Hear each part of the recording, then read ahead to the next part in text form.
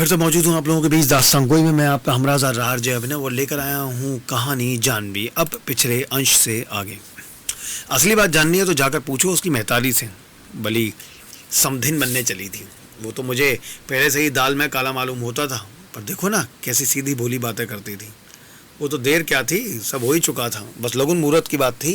राम राम, भीतर पेट में कैसी का लिख रखे हैं मुझे बताना था। चलो आखिर परमात्मा ने इज्जत बचा ली।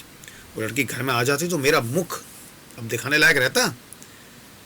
मेरी पत्नी का मुख क्यों उस भांति दिखाने लायक ना रहता, इसमें क्या वक्रति आ रहती। सो उनकी बातों से समझ में ना आया।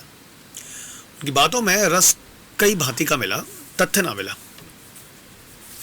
कुछ देर के बाद उन सब बातों से मैंने तथ्य पाने का यत्न ही छोड़ दिया और चुपचाप पाप पुण्य धर्म अधर्म का विवेचन सुनता रहा। पता लगाने पर मालूम हुआ कि बृजमोहन के पास खुद लड़की यानी जानवी का पत्र आया था। पत्र मैंने स्वयं देखा। उस पत्र को देखकर मेरे मन में कल्पना हुई कि अगर वो मेरी लड़की होती तो। मुझे ये अपना सौभाग्य मालूम नहीं हुआ कि जानवी मेरी लड़की नहीं है। उस पत्र की बात कई बार मेरे मन में उठी और घुमड़ती रह गई है। ऐसे समय चित्त का समाधान उड़ गया और मैं देखता हूँ शून्य भाव से, हमें जो शून्य चारों ओर से ढके हुए उसकी ओर देखता रह गया हूँ। पत्र बड़ा नहीं था, सीधे साधे ढंग से उसमें लिखा था कि आप जब विवाह के लिए यहाँ पहुँचेंगे तो मुझे प्रस्तुत भी पाएंगे। लेकिन मेरे चित्त की हालत इस समय ठीक नहीं है और विवाह जैसी धार्मिक अनुष्ठान की पात्रता मुझ में नहीं है। एक अनुक्ता आपके विवाह द्वारा मिल जाएगी, लेकिन विवाह द्वारा सेविका नहीं मिलनी चाहिए, धर्म पत्नी मिलनी चाहिए।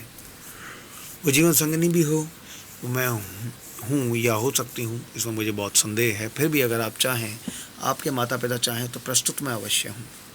विवाह में आप मुझे लेंगे और स्वीकार करेंगे तो मैं अपने को दे ही दूंगी और आपके चरणों की धूली माथे से लगाऊंगी। आपकी कृपा मानूंगी, कृतज्ञ होंगी, पर निवेदन है कि यदि आप मुझ पर से अपनी मांग उठा लेंगे, मुझे छोड़ देंगे, तो भी मैं कृतज्ञ होंगी। निर्णय आपके हाथ हैं, जो चाहे करें। मुझे ब्रजनंदन पर आश्चर्य आकर भी आश्चर्य नहीं होता।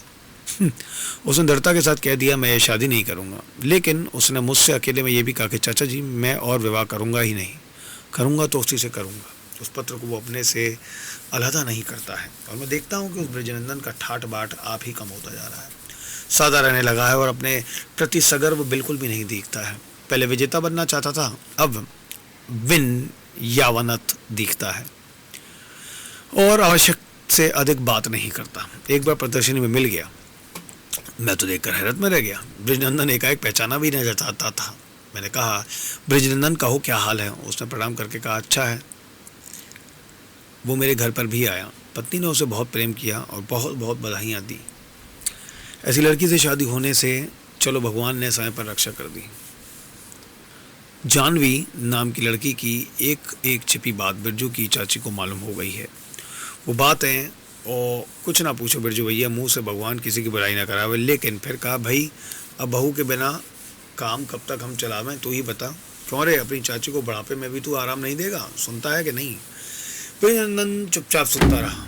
पत्नी ने कहा और ये तुझे क्या हो गया है? अपने चाचा की बात तुझे भी लग गई है क्या? न ढंग के कपड़े न रीत की बातें, उन्हें तो अच्छे कपड़े लत्ते सोपते नहीं है, तू क्यों ऐसा रहने लगा है रे? ब्रजनंदन ने कहा कुछ नहीं चाची, और कपड़े घर रखे हैं।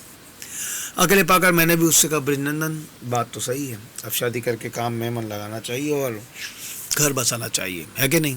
ब्रजनंदन ने मुझे देखते हुए बड़े बूढ़े की तरह कहा अभी तो बहुत उम्र पड़ी है चाचा जी। मैंने इस बात को ज़्यादा नहीं बढ़ाया। अब खिड़की के पार इतवार को, सोमवार को, मंगलवार को और आज बुधवार भी सवेरे ही सवेरे छत पर नित्य रोटी के मिस कौओं को पुकार पुकार कर बुलाने खिलाने वाली ये जो लड़की मैं देख रहा हूँ, उसको क्या जानवी है? जानवी को मैंने एक ही बार देखा है, इसलिए मन को कुछ निश्चय नहीं होता है। कद भी इतना ही है, लावण्य शायद उस जानवी में अधिक था, पर ये वो नहीं है, जानवी नहीं है। ऐसी दिलासा में मन को तनिक भी नहीं दे पाता। सवेरे ही सवेरे इतने कौवे बुला लेती है कि खुद दिखती ही नहीं। काले काले वे दिखते हैं और वो भी उसके चारों ओर ऐसी छीना चपट सी करते हुए उड़ते रहते हैं, मानो बड़े स्वाद से, बड़े प्रेम से चौंथ चौंथ कर उसे खाने के लिए आपस में बदाबदी मचा रहे हैं। पर उनसे घिरी वो कहती है आओ कौओं आओ। जब वो आ जाते हैं तो गाती है कागा चुन चुन खाइयो।